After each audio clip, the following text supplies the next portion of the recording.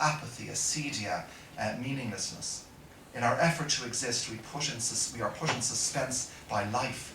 Frankl writes, under the hammer blows of fate, in the white heat of suffering, only then does life gain shape and form. So for Frankl, man exists in three modalities: body, mind, and spirit. The spirit, it leads from the unconscious depths of the person. And Frankl reminds us that the person is not his illness. So when people come to me and say, I am depressed, I always usually say, you are depressed? Something we have, not something we are. The question is, do we identify ourselves with our thoughts, or can we take a distance from them, from the psychophysical determinants of our being? Frankl says, when a house is built and the roofer finally begins to work, no one would reproach him for not giving thought to the basement. So it's the peak, it's the higher dimensions. As Paracelsus says, illness arises from the spirit, but its cure, from nature, but its cure comes only from the spirit. Existential frustration is a meaning frustration, and not a few instances of suicide among students and others are attributable to what Frankl calls this existential vacuum.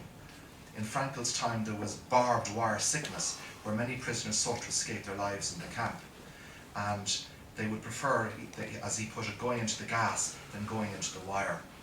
Frankl organised a reporting service during his stay in the concentration camps, and every expression of suicidal thoughts or intentions were brought to his notice immediately. What was to be done? Frankl gave them life courage, faith in the meaning of life. Mental and somatic stress are by no means always illness producing. Sudden relief from stress is potentially at least as pathogenic as its imposition. In Man's Search for Ultimate Meaning, Frankl gives the example of a woman who consulted with a colleague over whether she should commit suicide. She had no family left and her only daughter had committed suicide. She was religious, and so the psychiatrist, himself a believer, talked with her in compassion and love about the issue and gave her a religious answer to her questions. Logotherapy teaches that suicide may be caused by a feeling of meaninglessness, and that its prevention presupposes that a person discover meaning in life, a reason for survival. Trust in meaning is transcendental. Meaning is more than being. Isaiah 50, comfort ye my people, was Frankl's motto. But that didn't prevent him, and he talks about his inborn optimism, from experiencing in the camps inner emptiness, existential dread, and spiritual desolation. The size of suffering is relative, though. A big circle and a small circle are still circles. Frankl advances his case for a tragic optimism. A tragic optimism is one that takes into account what he calls the tragic triad of suffering, guilt, and death, but always there's the triumphant triad of healing, meaning, and forgiveness.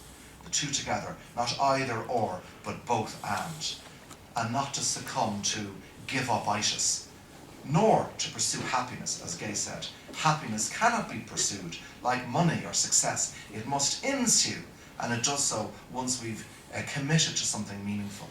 If there is no meaning in life, one is inclined to take one's life, as Frankl says, and he is prepared to do so even if all his needs have been satisfied. So what we're witnessing is an unheard cry for meaning.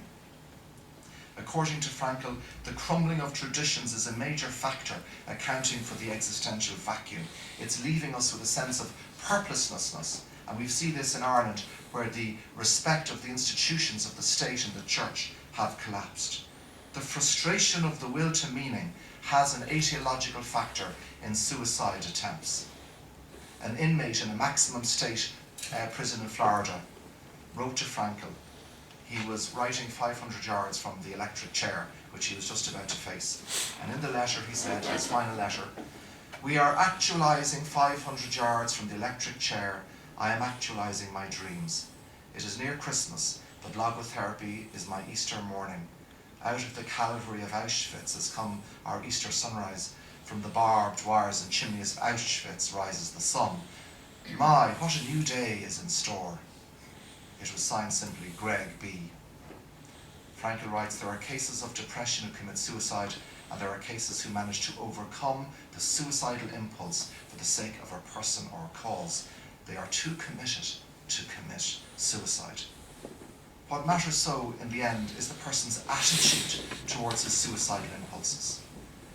Suicide rates are symptoms of the existential vacuum and the frustration of the will to meaning. That, in a nutshell, is the logotherapeutic point on the subject. Frankl commits to hope as the antidote to suicide, unconditional hope in the unconditional meaningfulness of existence. Youth call out for a purpose in life. We should tell them it has one. Frankl said his victorious yes to going on. Samuel Beckett said it too in his famous formula, I can't go on, I won't go on, I'll go on. Despite the reductionism and spiritual nihilism which we sense all around us, we are enjoined to say yes to life in spite of everything. Not weary resignation, but joyful acceptance and love of creation.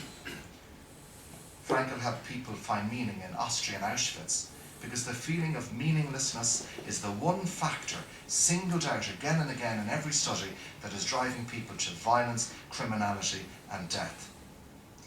I have a dream, not to sound too Martin Luther Kingish, that logotherapy clinics be set up in every parish, in every county in Ireland, and that therapists, teachers, social workers, nurses, doctors and parents be trained to some degree at least in it. And I would love to see man's search for meaning taught in schools, or establish logo groups. What a difference that could make.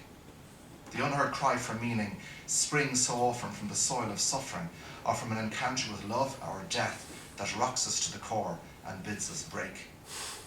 Frankl himself was tempted, as I said, to end his own life. He endured it.